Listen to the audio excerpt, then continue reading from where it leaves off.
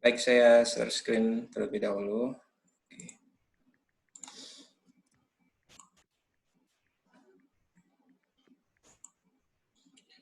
Sudah kelihatan?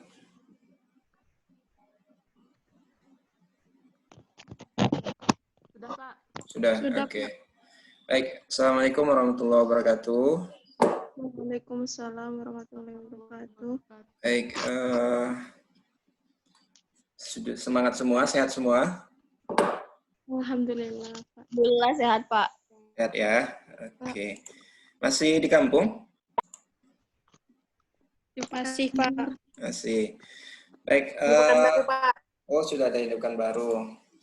Baik, Iya, Pak. hari ini kita akan melakukan perkuliahan pertemuan keempat bersama saya ya. Pertemuan ketiga dan pertemuan keempat untuk kuliah valuasi ekonomi. Untuk materi kuliah hari ini kita akan diskusi tentang teknik penilaian ekonomi berdasarkan pendekatan EOP ya. Nah, jadi kita sudah mulai masuk ke dalam salah satu tools ataupun salah satu teknik di dalam valuasi ekonomi, teknik perhitungan. Nah, teknik perhitungan ini yang pertama akan kita analisis yaitu menggunakan pendekatan EOP. Baik, sebelumnya tadi kita sudah memulai kuliah ini dengan menonton video ya. Jadi dengan video ini setidaknya akan merefresh kembali pertemuan-pertemuan kita sebelumnya tentang bagaimana konsep di dalam valuasi ekonomi.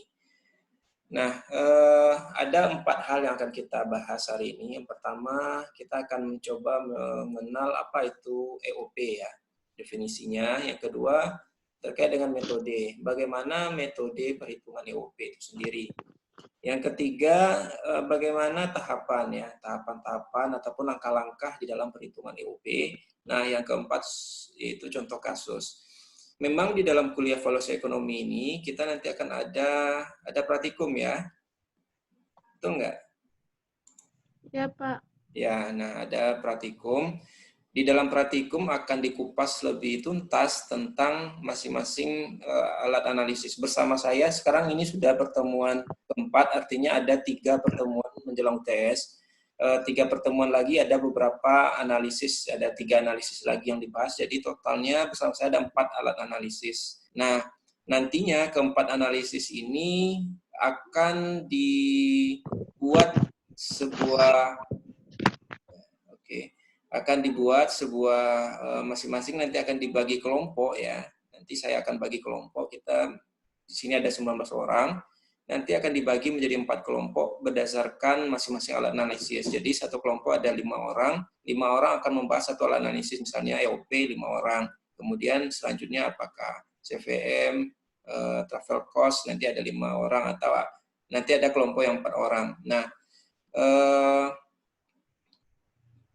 nanti setelah dibagi kelompok, nanti akan ada, kita akan diskusikan mengenai bagaimana nanti penjelasan dari masing-masing teknis ini. Jadi masing-masing yang mendapatkan tugas dari teknik yang diperolehnya akan membuat semacam mini artikel ataupun semacam seperti proposal riset ya, proposal riset dengan metodologi berdasarkan kepada tugas kelompoknya. Nah, nanti pertemuan dengan Bu Ningsih akan mempresentasikan daripada tugas yang telah disusun seperti itu. Baik, untuk teknik analisis yang pertama ini apa itu EOP ya. Jadi sebelum kita masuk tentang EOP, bahwa di dalam valuasi ekonomi itu untuk menilai bagaimana sumber daya, nilai suatu sumber daya, melakukan penilaian suatu sumber daya, ada 2 hal perhitungannya. Pertama adalah berdasarkan market price, berdasarkan harga pasar ya. Yang kedua berdasarkan harga yang non market price ya. Nah, kalau berdasarkan harga pasar, sesuatu yang sudah ada nilainya kita tinggal hitung ya. Misalnya berapa jumlah harga nilai daripada hutan gitu kan. Nah, dikalikan rupiahnya berarti berapa jumlahnya, total daripada kubik hutan tersebut, kayu misalnya, dikalikan dengan harga per, apakah nanti per batang, per ton hitungannya. Nah, itulah nilai yang berdasarkan harga pasar. Tetapi ada juga di dalam valuasi ekonomi itu tidak ada nilai harga pasarnya, sehingga kita harus melakukan beberapa teknik estimasi ya, teknik pendugaan, penilaian daripada sumber daya. Nah, yang pertama untuk non-market price itu kita akan menggunakan yang namanya teknik EOP. Bisa dilihat di slide ini bahwa pendekatan ini dilakukan dengan asumsi bahwa sumber daya alam dipandang sebagai input bagi suatu produk final. Nah, sumber daya alam ini dinilai ataupun dilihat sebagai input bagi produk akhir gitu kan, yang bernilai bagi publik. Kemudian kapasitas produksi dari sumber daya alam tersebut dinilai dari seberapa besar kontribusi sumber daya alam tersebut kepada produksi final. Baik. Selanjutnya, secara konsep, pendekatan produktivitas ini beranjak dari pemikiran bahwa apabila ada gangguan terhadap sistem sumber daya alam, misalnya polusi, misalnya kebakaran, ya, misalnya berbagai masalah lainnya yang timbul di alam, maka kemampuan sumber daya ini untuk menghasilkan aliran barang dan jasa menjadi terganggu. Terdapat gangguan akibat permasalahan, misalnya kebakaran lahan, gitu kan, atau tumpahan minyak segala macam. Nah, gangguan ini mengakibatkan perubahan produksi barang dan jasa yang dihasilkan oleh sumber daya alam tersebut. Pada akhirnya akan mengubah pola perilaku, mengubah daripada perilaku pemanfaatannya. Nah, sederhananya begini, di laut ya, di laut itu tentu banyak aktivitas ya. Ada aktivitas perhubungan, ada aktivitas perikanan, ada aktivitas wisata. Nah, kita anggap di perairan ini ada sumber daya ikan, sumber daya perikanan. Kemudian di dalam perairan tersebut ada aktivitas pelayaran. Ternyata dari pelayaran, aktivitas kapal ini mengakibatkan yang namanya tumpahan minyak. Tumpahan minyak sehingga apa? Kalau terjadi tumpahan minyak, tentu berdampak terhadap ekosistem yang ada di perairan tersebut. Misalnya, tumpahan minyak ini tentu mengakibatkan penurunan kualitas air. Kualitas air yang berkurang, yang rusak, ataupun yang tercemar, itu tentu akan menyebabkan yang namanya penurunan kualitas air yang mengakibatkan ikan ya sebagai sumber daya yang ada di perairan tersebut akan terganggu. Nah, gangguan ini tentu akan menyebabkan ya mengakibatkan produksi ya. Bisa jadi ada ikan yang mati, ada ikan yang mati akibat pencemaran. Kemudian ada ikan yang bermigrasi gitu kan. Ternyata dia harus pindah ya dari tempat tercemar itu pindah ke tempat lain. Nah, gangguan-gangguan inilah yang mengakibatkan yang namanya perubahan produksi barang dan jasa. Akibatnya apa? Manusia ya nelayan sebagai subjek yang memanfaatkan daripada produksi barang ini ya, produksi ikan ini juga terdampak ya, juga mengakibatkan suatu kondisi kerugian ya akibat tumpahan minyak yang terjadi. Nah, sehingga apa? Nelayan harus antisipasi, nelayan harus menangkap lebih jauh lagi. Kemudian nelayan ya akibatnya kekurangan pendapatan. Nah, kita akan melihat konsep ini berdasarkan produktivitas ya. Nah, inilah yang disebut dengan EOP. Bagaimana dalam kerangka pikirnya nanti akan kita lihat ya. Nah, ini kerangka pikir daripada EOP. Ada gangguan pertama terhadap sumber daya. Kemudian fungsi sumber daya ini juga menjadi terganggu ya, seperti tumpahan minyak tadi ya. Aliran produksi terganggu. Nelayan yang sebelumnya dengan kualitas air yang bagus itu bisa mendapatkan ikan berapa tonase gitu, berapa ton ya. Kemudian setelah adanya pencemaran mengakibatkan penurunan ya, penurunan hasil tangkapan, perubahan produksi ya, ada penurunan.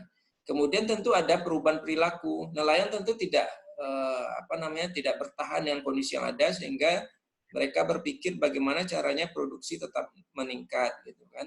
Nah, bisa jadi dengan menambah luas wilayah areal tangkapan ataupun meningkatkan jumlah tempat wilayah tangkapnya itu dilakukan lebih jauh lagi ya, sehingga apa? Sehingga biaya cost-nya lebih meningkat, cost operasional tangkapan juga meningkat.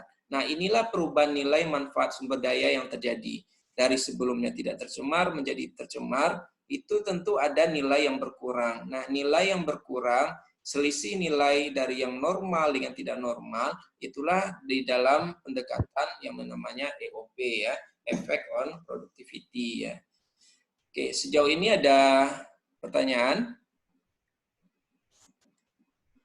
Bisa difahami? Insya Allah, Pak. Oke. Allah, Pak. Baik, yang lain gimana? Rahmaditullah belum ada gambarnya, masih OTW ya? Yesi, mari ya saya sapa dulu lah ya. Rahmi, Dian Permata. Yang lain sudah dapat info belum ini? Masih banyak yang belum hadir ini. Ada yang nggak bisa masuk, Pak. Oh, nggak bisa masuk. Kenapa? Nggak tahu, ada yang bilang di grup WA, Pak. Oh iya, sebentar ya.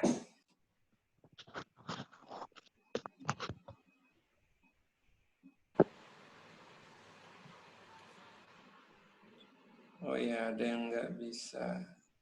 Salah ini kali ya, salah link ya. Siapa nih? Rina, Anjani. Sebentar ya, saya cek dulu. Sudah 17 ya, tinggal 2 orang ya. Rina sudah masuk ya? Sudah ya, sudah join. Oke. Baik, berarti tadi ada yang izin juga karena jaringan ya, ada yang japri, saya juga karena jaringan. Oke, sejauh ini ada pertanyaan? Bisa difahami?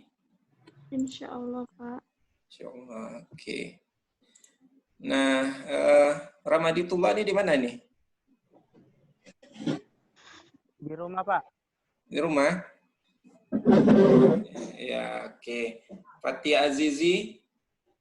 Hadir, Pak. Hadir. Pratiwi? Hadir, Pak. Oke, hadir ya. Oke. Nah, kita lanjutkan ya.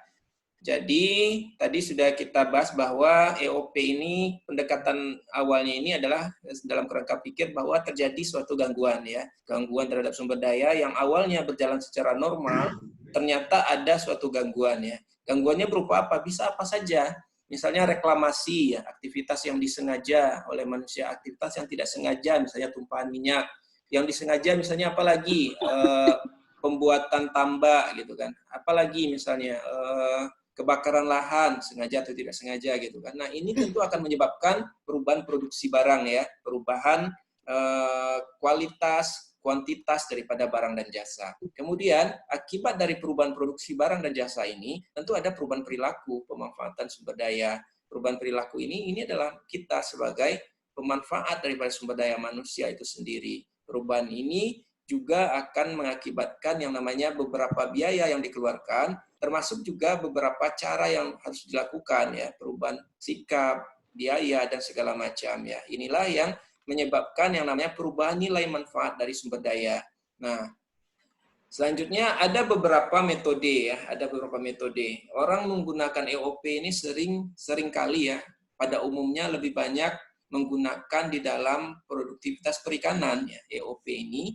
Secara umum banyak orang untuk menghitung berapa produktivitas perikanan, berapa nilai daripada produktivitas ikan. Nah, ini lebih banyak digunakan, walaupun secara umum EOP juga bisa digunakan untuk menghitung sumber daya lainnya ya.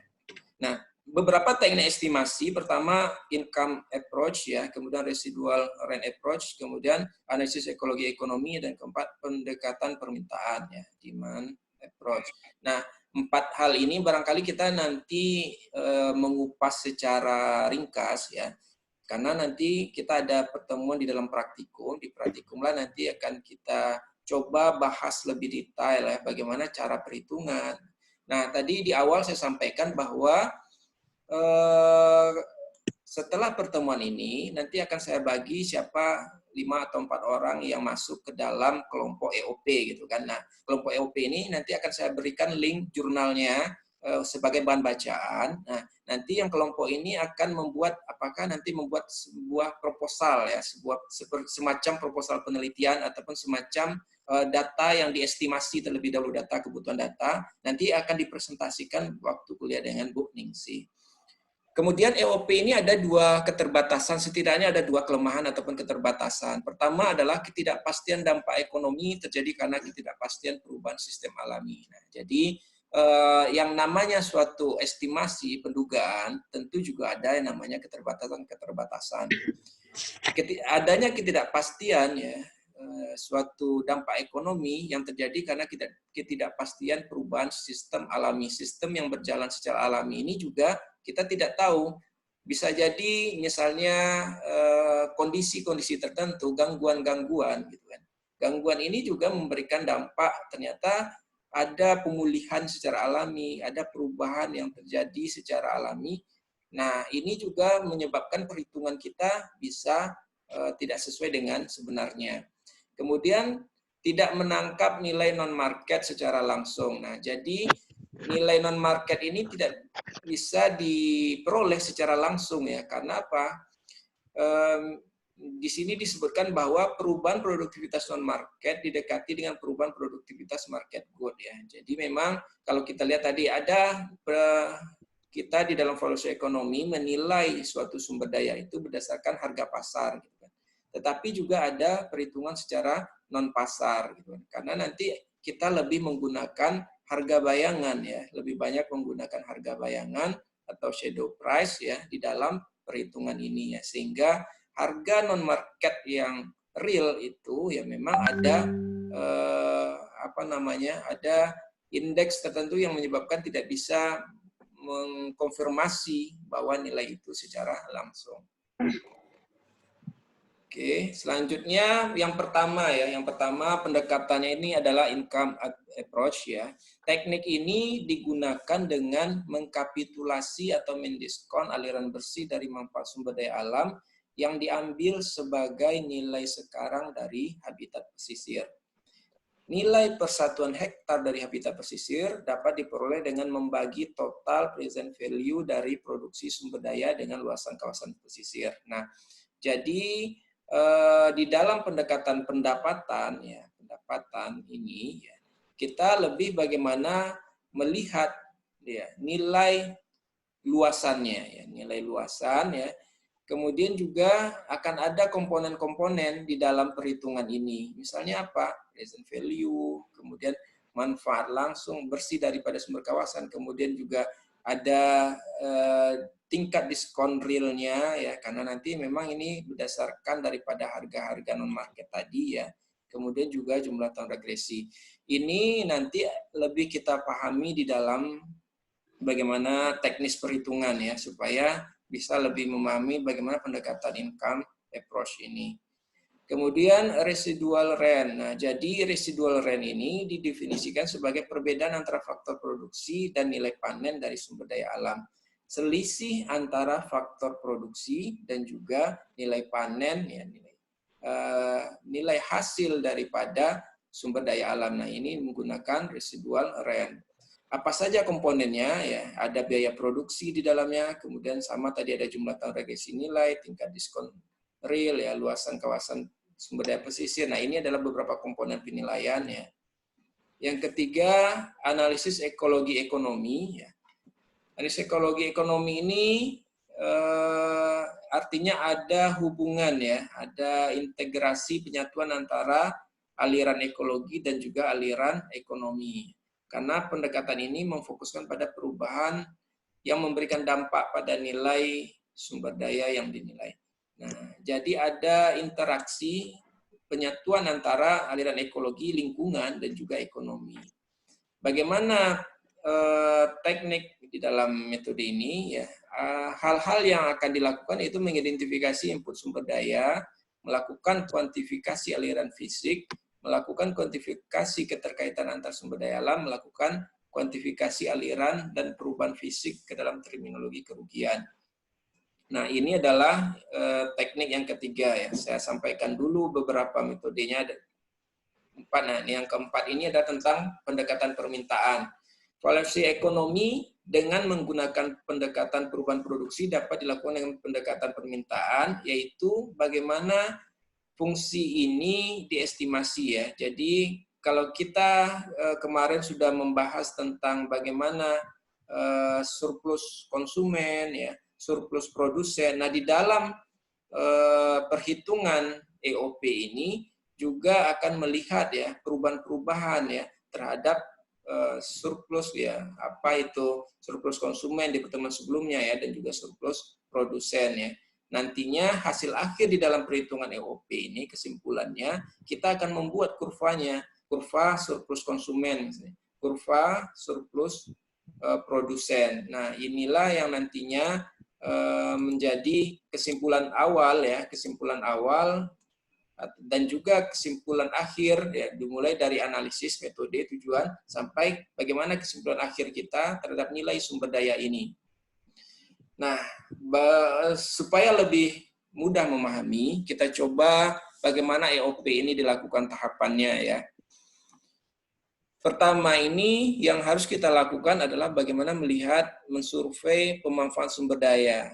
Kita contohkan ya, karena lebih banyak orang menggunakan EOP ini di dalam produktivitas perikanan. Siapa pemanfaat sumber daya untuk perikanan? Pemanfaat sumber daya untuk aspek perikanan siapa? Nelayan. Oke, nelayan ya. Nah, nelayan di perairan tertentu ya, misalnya kita anggap di mana? Di Dumai ya. Di Dumai perikanannya apa? Ikan apa yang paling dominan? Ada yang tahu? Belum pernah ke Dumai? Belum, Pak. Lewat Belum. aja, Pak. Lewat aja, Pak. Oh, lewat aja. Oke. Kalau kita lihat misalnya ya, Dumai itu memang ada beberapa potensi perikanan ya, tetapi tidak terlalu potensial kalau dilihat dari kontribusinya ya, karena Dumai itu adalah kota yang menghasilkan sumber daya alam migas ya, sehingga kontribusi perikanannya kecil kelihatannya ya. Nah, namun kalau kita lihat misalnya beberapa daerah lain ya, misalnya Kampar gitu kan, Kampar memiliki perikanan air tawar gitu kan. Kemudian juga ada yang kalau di pesisir misalnya Meranti, Bengkalis. Nah, itu yang memiliki perikanan air laut. Nah, misalnya kita survei nelayan di sana, berapa jumlah minimal, karena nanti ada proses statistik ya, minimal tentu 30 orang ya, sehingga bisa di-run di dalam analisis gitu kan. Apakah teknik samplingnya seperti apa dan bagaimana, itu nantinya tentu tergantung daripada objek penelitian. Kemudian tahapan yang kedua adalah identifikasi manfaat langsung. Manfaat langsung apa saja yang menjadi catatan. Jadi kalau kita membuat kuesioner ya, membuat daftar data yang diperlukan, maka inilah beberapa manfaat langsung. Pertama adalah harga ya. Harga ikan, misalnya ikan apa? Ikan parang-parang gitu kan, di Bengkalis misalnya. Nah, kemudian kualitas sumber daya yang dikonsumsi, ya, kuantitas sumber daya yang dikonsumsi, misalnya ini terkait dengan jumlah gitu kan. Berapa biaya ekstraksi, biaya kos operasionalnya berapa, kemudian luas sumber dayanya berapa, kemudian jumlah pemanfaat berapa. Nah, inilah yang menjadi komponen awal di dalam perhitungan identifikasi yang kita lakukan. Kita tentukan dulu objek samplingnya siapa ya, kemudian apa saja data yang dibutuhkan. Setidaknya ini ada beberapa data ya. Tentu saja data ini juga ditambah dengan beberapa data yang nantinya akan di-run di dalam analisis EOP. Nah, kebutuhan data pertama hasil produk ya, hasil produk pemanfaatan ikan misalnya. Jenis datanya di sini data primer ya. Data primer artinya wawancara dengan nelayannya, dengan dinas gitu kan, teknik pengumpulan dengan survei, kemudian harga ya, harga produk juga primer ya, kecuali data-data ini tersedia secara statistik ya, bisa kita ambil datanya sekunder gitu kan. Tapi biasanya kalau harga, karena nanti akan kita estimasikan beberapa periode, tentunya lebih banyak cenderung menggunakan data primer ya. Kemudian pendapatan ya, pendapatan tentu tidak ada data statistik. Umumnya ini kita lakukan kuesioner kepada nelayan, berapa pendapatannya. Nah, kadangkala kita terkendala ya, kita tidak bisa mengestimasi, nelayan itu tidak bisa mengestimasi pendapatannya per tahun gitu kan. Dia tidak tahu persis berapa dalam setahun itu pendapatannya. Nah, sebagai peneliti tentu kita harus bisa mengantisipasi ya, cara menghitung pendapatan dalam 1 tahun. Bagaimana caranya ya? kita hitung misalnya jika dia tidak bisa juga mengkalkulasikan per bulan berapa pendapatan, kita bisa menggunakan jumlah tangkapan ini ya, jumlah hasil tangkapan, kemudian dikalikan dengan harga produk saat itu. Nah, dikalikan dengan berapa trip dia melaut ya, berapa kali dia melaut gitu kan, berapa kali dia melaut dalam 1 tahun. Nah, ini akan mengkonversi berapa pendapatannya per tahun. Kemudian tipologi sosialnya seperti umur, pendidikan, tanggungan. Nah, ini wajib ya, 3 hal ini ya. 3 hal ini menjadi wajib karena di dalam EOP seperti yang dibahas dalam filosofi awalnya tadi bahwa kita ingin menilai akibat gangguan ini ya, tentu ada perubahan pemanfaat sumber daya. Nah, perubahan-perubahan ini dipengaruhi juga oleh beberapa tipologi sosial, umur misalnya ya. Kalau umur nelayan yang usia muda tentu berbeda produktivitasnya dengan yang sudah berumur ataupun sudah tua gitu kan. Pendidikan ini juga berkaitan dengan yang namanya teknik, kemudian bagaimana teknis operasional ini dia di dalam berusaha. Tanggungan juga berpengaruh gitu kan, berpengaruh terhadap cost biaya yang dikeluarkan. Nah, ini diambil dengan data primer.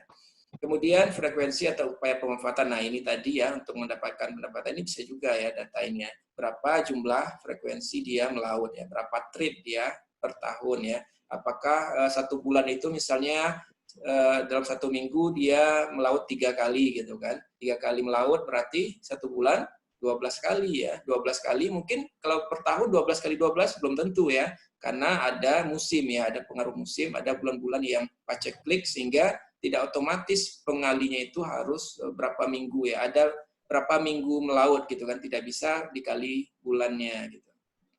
Kemudian produksi total. Nah, produksi total ini biasanya ada data sekunder ya, data statistik perikanan. Kemudian jumlah pemanfaat, jumlah nelayannya berapa gitu kan. Biasanya ini juga ada di data sekunder ya, tetapi kalau misalnya lokasi yang kita tuju ini masih skopnya kecil, desa, sehingga seringkali ada perubahan-perubahan, maka kita harus konfirmasi lagi data sekunder ini dengan data primer. Nantinya kita menggunakan data apa yang paling valid. Nah, inilah beberapa kebutuhan data. Nah, nanti yang mendapat tugas ya, kelompok yang mendapat tugas EOP yang akan dipresentasikan kepada Bu Ningsih juga akan membuat ini ya, membuat kebutuhan data, misalnya dibuat lokasinya di mana ya, dibuat gambaran aja dulu ya, lokasi di mana, bisa nggak dilakukan survei gitu kan, kalau tidak memungkinkan ya tentu diestimasi ya, kalau bisa dilakukan survei data sekunder secara umum, sekarang kan BPS sudah bisa diakses gitu kan, nah mana data-data yang bisa diakses, kecuali ya karena kondisi kita di dalam COVID ini tidak memungkinkan untuk ke lapangan, kita lakukan yang namanya estimasi, seperti apa tekniknya nanti. Nah, komponen data ini terdiisi ya di dalam laporan kelompoknya.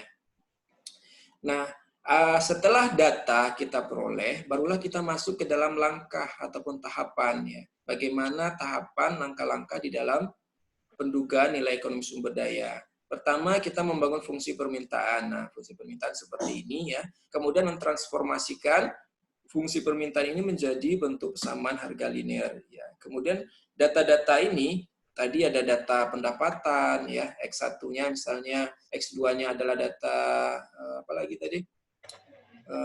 Jumlah nelayan, usia, umur, tingkat pendidikan, X1-nya ini misalnya sampai X6 gitu kan.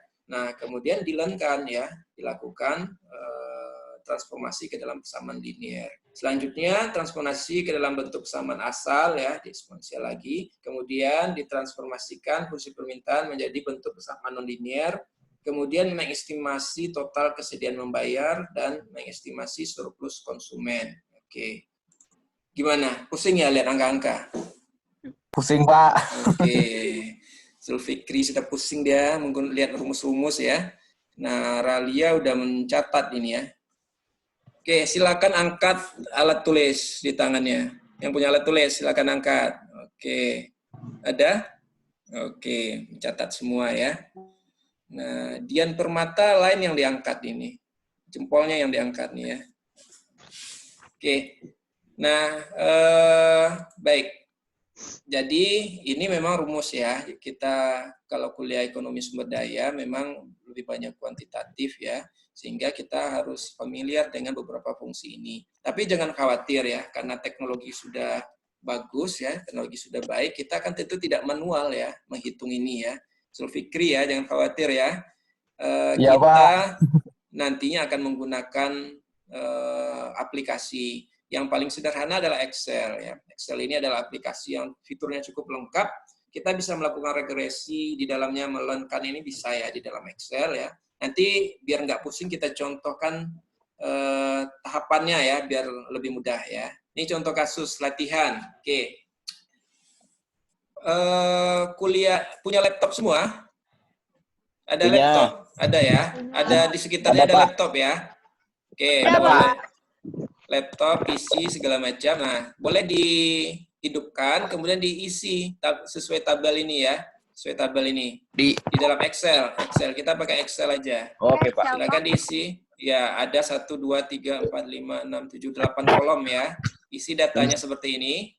Q ini adalah jumlah hasil tangkapan ikan. P adalah harga ikan, berapa harganya gitu kan. A adalah umur responden. ED adalah lamanya pendidikan. F adalah jumlah tanggungan keluarga. X adalah pengalaman menjadi nelayan, berapa lama dia menjadi nelayan. Ini adalah pendapatan. Nah, ini kita isi sesuai angka ini ya. Oke, sekarang silakan diisi. Bentar, Pak. Oke. Lama nggak?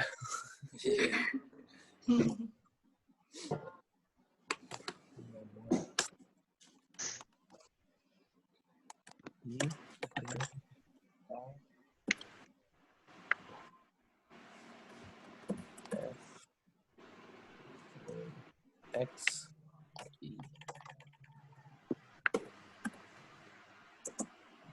Sampai 9.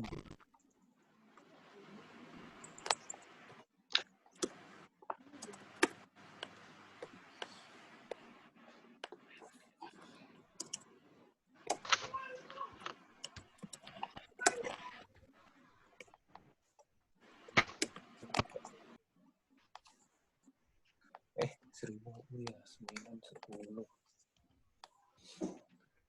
780, 5, 20, 6, 50, 8, 45, 1, 1, 70, 1, 3, 5, 10.000.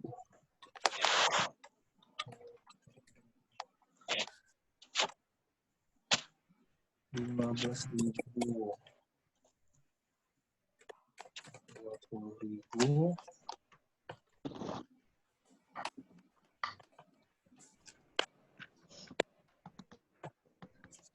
15.000,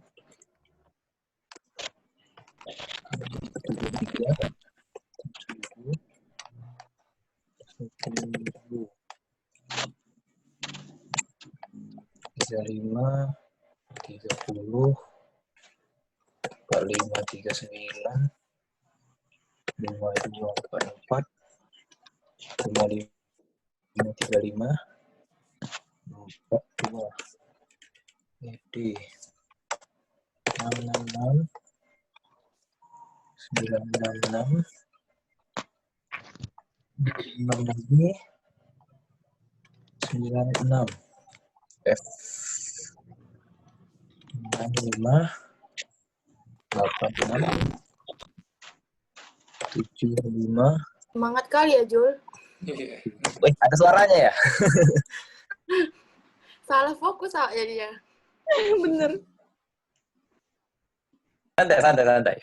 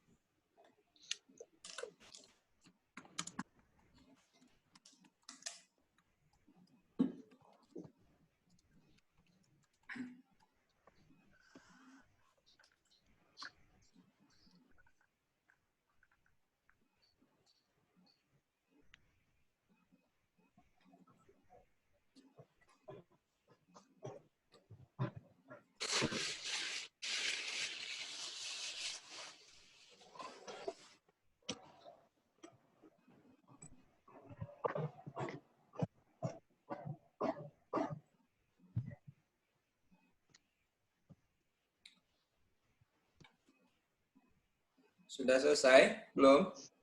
Udah, Pak. Udah, Pak. Udah, Pak. Oke. Pak.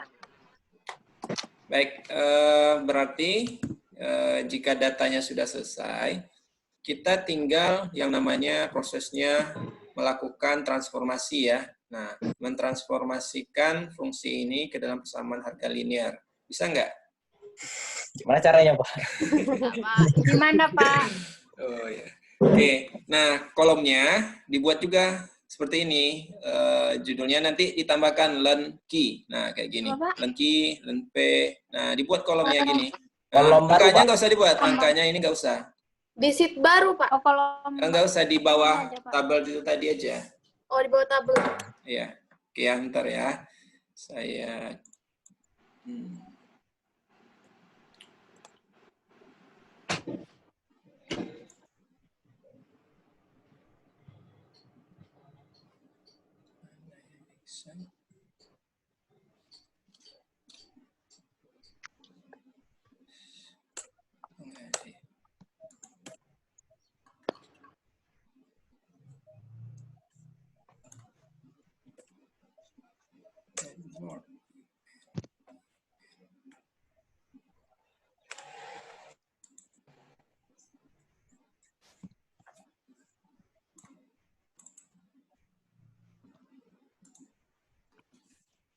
Oke. Sudah seperti ini? Belum, Pak. Belum. Oh, di underscore. Underscore. Nah, ini yang tabel tadi ya. Kelihatan, Zul? Kelihatan, Pak. Oke. Nah, kita masuk ke tahapan yang kedua, transformasi ke dalam bentuk logaritma natural. Nah, data-data ini, tadi Q artinya apa? Pendapatan, misalnya kan. P, harga. Nah, ini akan kita transformasikan ke dalam persamaan ataupun bentuk logaritma. Logaritma di dalam bahasa pemrograman itu ataupun di dalam aplikasi Excel, itu ditulis dengan ln ya. Sudah?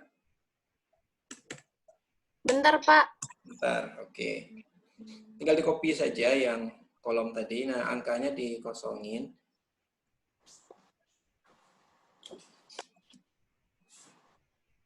Sembilan rataan. Jangan mau lah.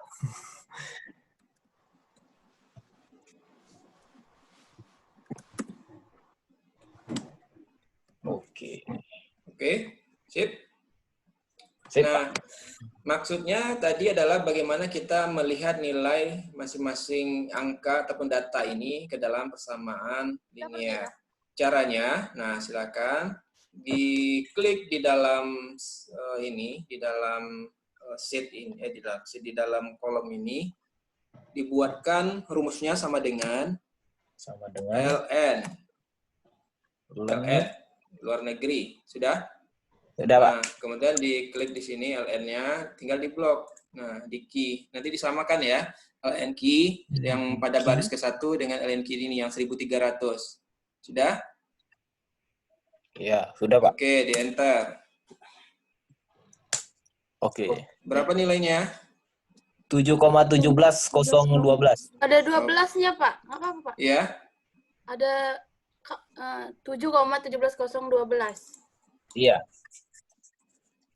17,012. Oke, sama ya? Sama, Pak. Sama, oke. Nah, kemudian ini kalau sudah seperti ini di Excel, tinggal ditarik aja ya. Ditarik mau ke Tarik. bawah dulu, ke samping ya. Ditarik. Ditarik Ke dulu. samping ini, Pak. Ya, ditarik ke samping kanan aja. Ditarik, sudah, gitu Pak. kan? Sudah? Udah, Pak. Nah, kemudian ditarik lagi semuanya aja, langsung ditarik ke bawah. Sampai ke 9. Nah, oke. Oke, sudah, Pak. Sudah ya? Rataannya sudah? Pasti belum ya? Rataannya. Nah, rataan ini rumusnya apa? Rumusnya rata-rata. Average ya?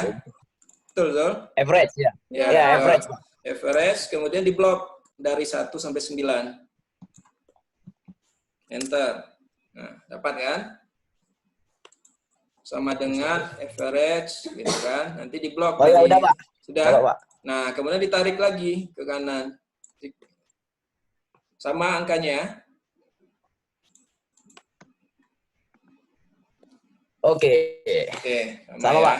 Sama.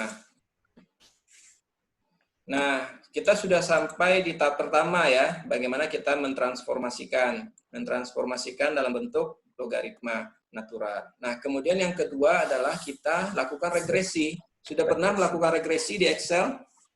Pernah, Pak. Kapan? Dengan Bu Trisla dulu, tapi udah lupa, Pak. Oh, udah lupa.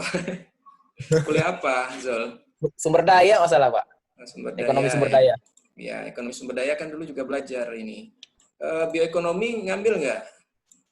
Bioekonomi nggak ada. Ada, Pak. Oke, harusnya ada juga. Kalau ngambil bioekonomi, ekonomi sumber daya, itu ada juga kita lakukan proses regresi. Nah, proses regresi ini nanti caranya adalah, di Excel ini kan ada data ya, betulnya. Ada data. Oh, data. Ada, Pak. Ya, kalau yang Excel 2040 ada juga tuh data kan. 2010 baru yang terbaru ya, 2016 ya. Kemudian data analisis ada. Data analisis paling kanan ada. Kalau yang laptop baru kayaknya belum ada. Kalau laptopnya sudah pernah dipakai sebelumnya, harusnya ada. Ada data analisis di sini, pojok kanan atas. Data, kemudian data analisis. What if analisis ini, Pak? Apa? If analysis. What if analisis? Iya, Coba Pak, diklik ada, Pak. itu. What if Bentuknya gimana? Di dalamnya ada skenario manager, goal seek dengan data table. Berarti harus di add in dulu ya.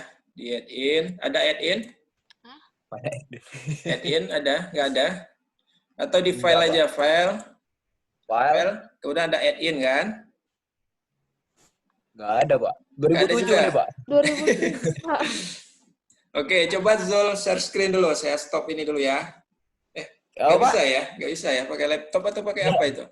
Ada yang pakai laptop? HP. Oh, HP. Siapa yang pakai laptop?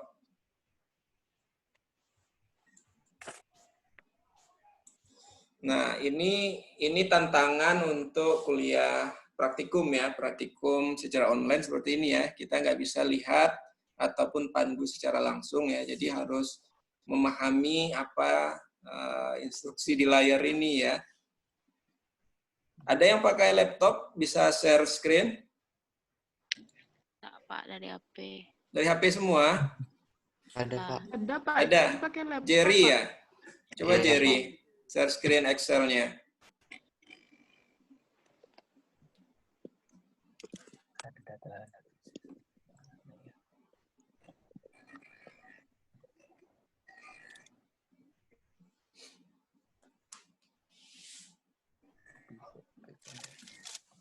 Nah, bisa share screen Jerry?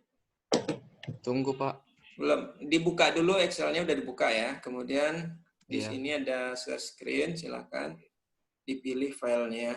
Jangan buka Google ya, Jer. Ya, nggak usah dibuka YouTube. Cara screenshot. Tutorial dulu, Pak. Nanti salah share pula kan?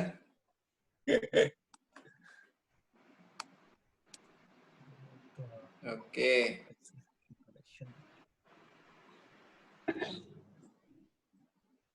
Data.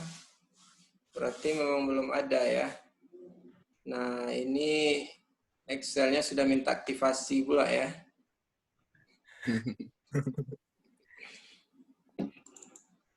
Nah, ini 2007.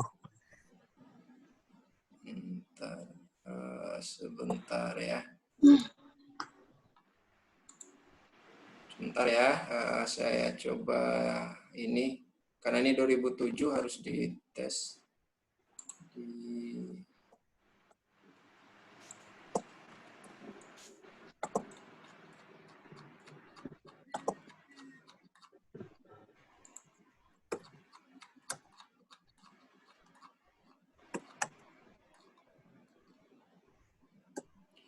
Nah, kemudian ada file di sana, jadi file ada. Ada, Pak. Ada. Kemudian option ada. Ada, Pak. Option, mana dia option? File option. Add in ya. Add in yang di bawah ini. Nah, itu. Klik itu.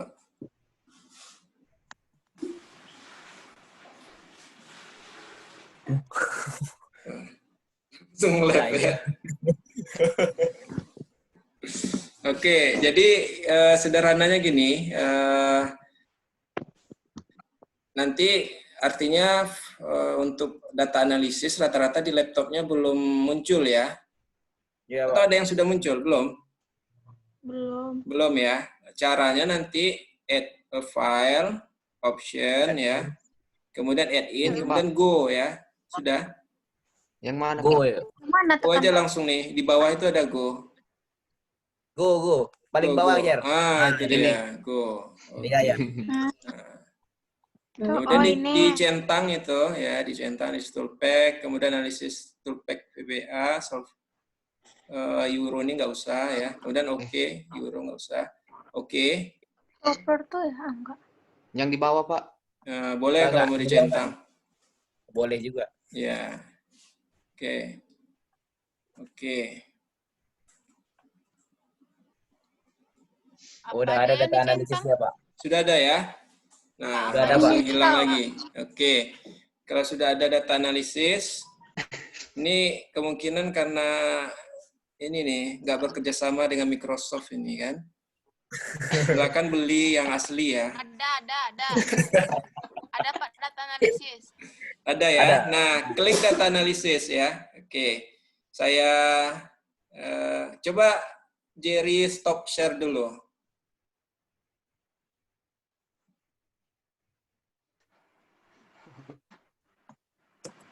Oh my God. Oke. Jerry? Saya kayak jari, Pak. Jerry Pak. masih ada? Halo.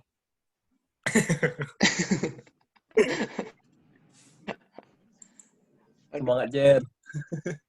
Gelet, Pak.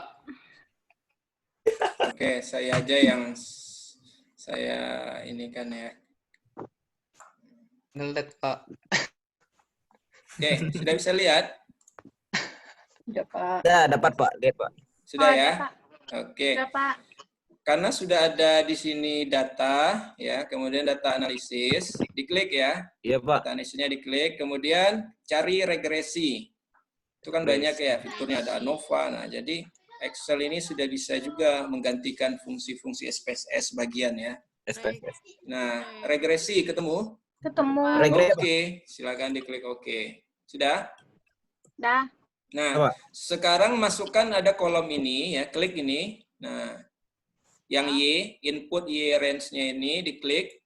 Kemudian yang Y ini adalah nilai Allen key ya, di blok ya, dari nomor 1 sampai 9. Oke. Dari Ya. mana Pak? Dari ini, dari Allen mana, key, nomor 1 sampai 9, dari 7,17 sampai 7,219 di blok. Nah, Udah, Pak. sudah? Oke, kemudian yang X range-nya ini di blok. Nah, yang X ini semuanya ya maksudnya dari len P sampai len I-nya. Dari Oh, iya, 9,21 sampai 16,044. 4. Ya, sudah? Nah, Sudah, jadi Pak. banyak nih yang di bloknya selain yang di len key aja, di blok semua. Oke, Ya, sudah? Pak. Sudah. Udah. Kemudian output ini maksudnya di mana nanti akan ditampilkan ya. Nah, silakan di bawahnya, di bawah tabel tadi. Kalau saya di baris ke-30 ini. Di mana? Nah, di bawah tabel bisa di 30, 29, asal jangan bentrok dengan yang data-data di tabel. Atau yang di ini aja dibuat, misalnya ya di bawah ya, di bawah. Bisa 31, 30, bisa? Udah Ya, Pak. Nah, kalau sudah semua, ini sudah terisi, Y sudah, X sudah, outputnya juga sudah, tinggal di OK kan? Oke ya. Nah, Summary output. keluar kan summary outputnya? Ya. Nah, Belum, di sini kita sudah dapatkan nilai multiple R-nya, R square ya, standar error ya. Nah, kemudian juga standar deviasi segala macam ya. Nah, kita sudah mendapatkan nilai-nilai di sini. Oke. Oke. Sudah seperti ini nilainya semua? Udah, Pak. Sudah. R square-nya berapa? R square-nya mana dia? 0,988. Oke, berarti sudah sama semua ya. Nah, Ya. kemudian berarti kita sudah mendapatkan nilai beta 0. Beta 0-nya diambil dari koefisien ini ya, beta 0 sampai beta 6. Kemudian Q rata-rata, X satu rata-rata tadi dari nilai rata-rata di sini ya. Nah, ini untuk memasukkan nilai. Nah, kemudian dari data inilah nanti akan kita lakukan tahap berikutnya ya. Tahapan berikutnya, tahapan berikutnya nanti kita dari data-data itu kita bisa buatkan ya. Kita kan sudah sampai di sini tadi ya, sudah sampai meregresikan ya. Ini tahapan kedua regresi. Nah nanti kita bisa buatkan kurva utilitas individu ya. Buat kurva ini bisa juga dengan Excel, bisa juga dengan software lain namanya Maple ya. Kalau saya biasa gunakan Maple.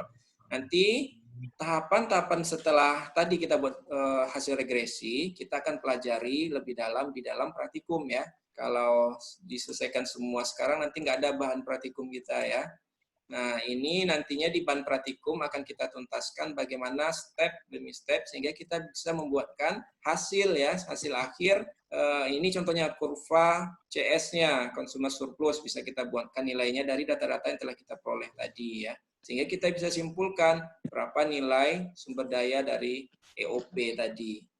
Oke, nah ini nanti silakan dicoba baca. Nah, untuk perhitungannya nanti akan kita dalami di dalam praktikum ya, karena nggak cukup juga waktu, kemudian juga lebih efisien karena kita juga ada perkuliahan praktikum, makanya nanti di dalam perhitungan selanjutnya ini kita selesaikan di praktikum. Setidaknya sudah dapat gambaran untuk kelompok ini, apa saja data yang dibutuhkan, kemudian bagaimana cara perhitungannya. Nanti tugasnya silakan nanti ini disimulasikan di dalam kasus yang baru. Kasus misalnya bagaimana nilai produktivitas perikanan di Bengkalis gitu kan, ataupun di tempat rencana penelitian.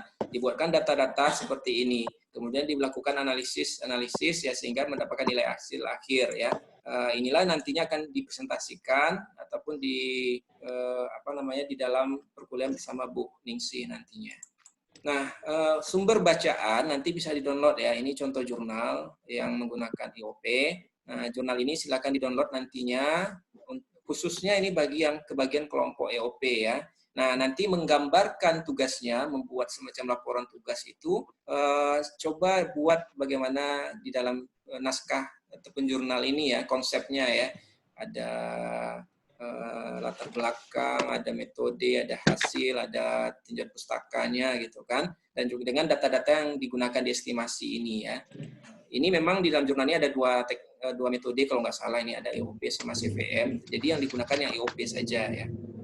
Nanti pembagian kelompok akan saya sampaikan di dalam Google Classroom ya. Nah, silakan nanti yang mulai dapat kelompok EOP menghubungi teman-teman sama EOP mendiskusikan terkait dengan tugasnya. Yang nantinya mungkin di pertemuan ke-9 atau ke-10 nanti sudah mulai presentasi dengan Putisla setelah UTS ya. Nah, untuk perhitungan ini kita akan lebih dalami di dalam praktikum. Nah, sebenarnya EOP ini cukup sederhana ya, cukup sederhana, simpel sebenarnya ya. Tapi jangan ini ya Zul ya, jangan dilihat dari rumus-rumus panjang ini ya. Tapi kalau kita implementasikan di dalam aplikasi, sebenarnya ini nggak terlalu sulit ya. Kita cukup mencari data. Pertama apa stepnya? Stepnya ini kita survei ya, survei kenilaian, kemudian identifikasi manfaat langsung, ataupun identifikasi data-data yang dibutuhkan keperluan data ini. Sehingga kita bisa isi tabel ini, setidaknya EOP ada tabel ini ya, X-nya ini sampai ini ada 6 X-nya ya. Nah, data inilah yang kita coba regresikan analisis di dalam EOP, sehingga dapat kita simpulkan nilai sumber dayanya berapa. Baik, bisa difahami sampai sejauh ini? Sama. Saya, nah, kuliah ekonomi, kuliah kuantitatif ini ya, jangan jangan merasa sulit duluan ya, karena memang ketika kita zaman sekarang ini kan sudah banyak teknologi, sudah banyak aplikasi yang memudahkan Kalau dulu kita belajar evaluasi proyek, manual, hitungnya pakai Excel, pakai apa gitu kan. Sekarang sudah banyak aplikasi perhitungan itu gitu kan.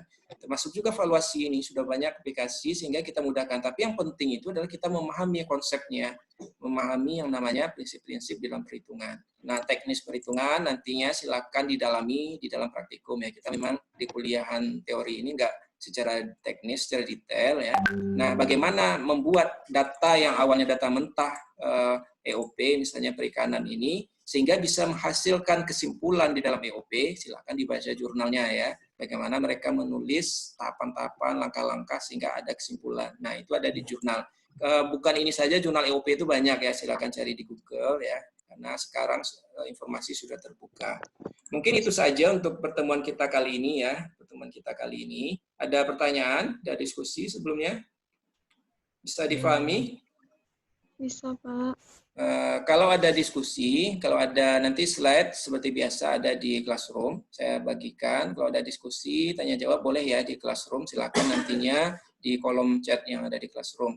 Jangan lupa isi Google Form yang ada di Classroom ya, absennya. Baik, Pak. Baik. Iya, Pak. Yang nggak hadir Zoom ini ya, Indah ya. Indah ada ya? Indah ada. Yang nggak hadir siapa ya? Satu orang. Oke, nanti saya lihat di chat. Sudah diisi semua chat ya? Saya mau bertanya.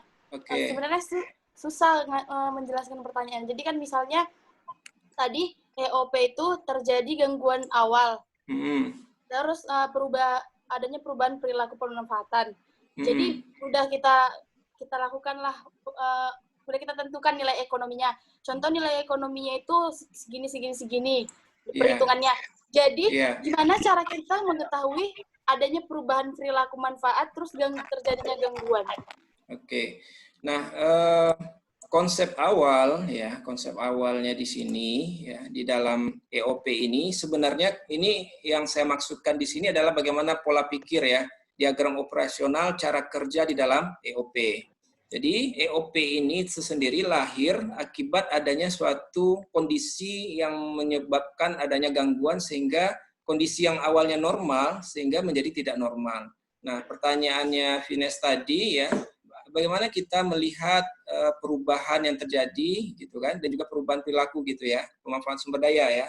Nah, dari nilai yang kita peroleh nantinya di dalam EOP, kita akan melihat berapa nilai surplus konsumen ya. Nilai surplus konsumen itu nantinya akan kita lihat sebenarnya ada perubahan ya. Seharusnya yang normal itu berapa gitu kan. Nelayan itu harusnya produksinya jika tidak ada gangguan sebenarnya dia akan mendapatkan nilai seperti ini. Tetapi karena ada gangguan tentu ada perubahan-perubahan. Nah, kita cuma bisa di dalam EOP kan melihat berapa nilai gitu kan. Berapa nilai secara kuantitatif, nilai EOP produktivitas dari lingkungan. Nah, terkait dengan kita ingin menjelaskan ya, mendeskripsikan bagaimana perubahan produksinya ataupun perubahan perilaku, tentu itu ada pendalaman, ada segi lain ya, ada diskusi lain tentang EOP ini ya. Karena EOP ini adalah bagaimana kita untuk melihat, menilai secara kuantitatif ya, secara kuantitatif nilai sumber daya. Kalau kita ingin melihat secara kualitatif perlu menanyakan ya, tentu kita lihat gejala-gejalanya apa, kemudian apa saja yang berubah, misalnya ke nelayan, perubahannya karena ada gangguan ya, mereka terpaksa harus melaut lebih jauh gitu kan. Perubahannya tentu dia mau tidak mau ya meningkatkan kemampuan effortnya lebih tinggi lagi. Otomatis apa biaya yang dikeluarkan lebih banyak karena apa? Karena dia harus mengeluarkan BBM yang besar karena menangkap ikan di tempat yang lebih jauh ataupun dia harus menggunakan alat gitu kan. Misalnya kalau ada limbah cemaran ya bisa menggunakan yang namanya bioteknologi ya untuk bagaimana mengurai limbah itu supaya kualitas air di lingkungan itu tetap baik. Misalnya di danau Maninjau gitu kan. Gangguannya adalah terjadi yang namanya pencemaran akibat sudah terlalu banyaknya nelayan pembudidaya di sana gitu kan. Pembudidaya sudah over gitu kan. Sehingga apa? Sehingga kualitas air itu sudah menurun gitu kan. Nah, perubahan yang terjadi, nah di sini di dalam EOP ini juga bisa melihat bahwa harus ada alat yang digunakan untuk mengganti kerusakan itu supaya misalnya penjernih air gitu kan, supaya limbah ataupun bahan-bahan pencemar itu bisa teruraikan, apakah dengan konsep bioremediasi, dengan bioteknologi atau dengan bahan-bahan lain. Nah, bahan pengganti inilah yang menjadi nilai tambahan yang harus dibayar. Nah, ini kan perlu kajian lain gitu kan. Nah, sementara untuk EOP, kita di dalam batasannya adalah untuk menghitung nilainya saja, produktivitas perikanan di Danau Meninjau itu berapa sebelum ada tercemar. Kemudian ternyata setelah ada gangguan, ternyata ada perubahan gitu kan. Nah, perubahan inilah yang dinilai di dalam EOP. Berapa sebenarnya nilai Danau Meninjau itu sendiri gitu kan. Jika kita lihat hasilnya, kita hitung dari jumlah ikan. Tahun 2000 sebelum tercemar misalnya produktivitasnya 10 ton gitu kan. Kemudian di tahun 2005 ternyata setelah tercemar mengalami penurunan menjadi 5 ton gitu kan. Ada perubahan gitu kan. Nah, perubahan nilai manfaat sumber daya inilah yang kita hitung ya. Kita hitung berapa jumlah produksi ikan di tahun 2005 itu gitu kan. Berapa pendapatan nelayan segala macam. Nah, nilai itulah yang menjadi nilai EOP. Gitu ya, Vines. Jadi Ya, nanti Pak. memang ada, kalau kita ingin mengukur aspek lain di dalam EOP, kita perlu ada kajian lainnya, kajian secara kualitatif ya, apa permasalahannya, bagaimana perubahan itu terjadi, dan segala macam ya. Oke, baik, bagus pertanyaan Vines. Ada yang lain? Bisa difahami, nanti silakan dibaca ya, biar lebih paham, karena memang ini namanya kita kuliah dengan kondisi ini. Silakan nanti dibaca jurnalnya ya.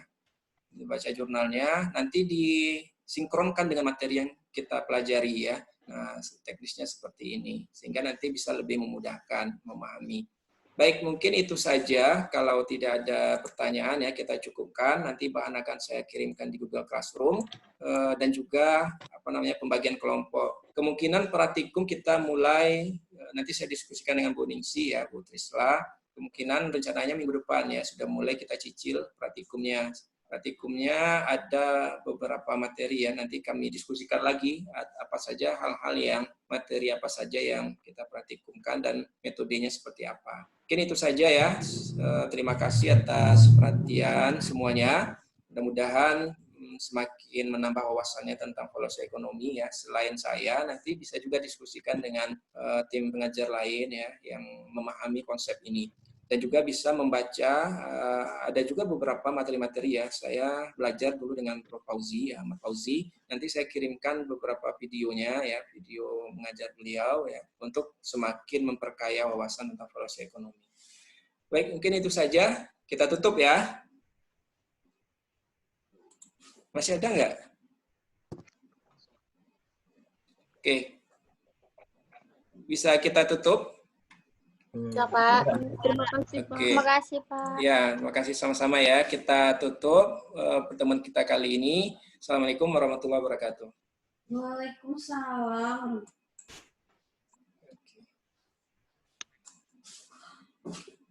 Waalaikumsalam. Waalaikumsalam warahmatullahi wabarakatuh. Warahmatullahi wabarakatuh. Terima kasih.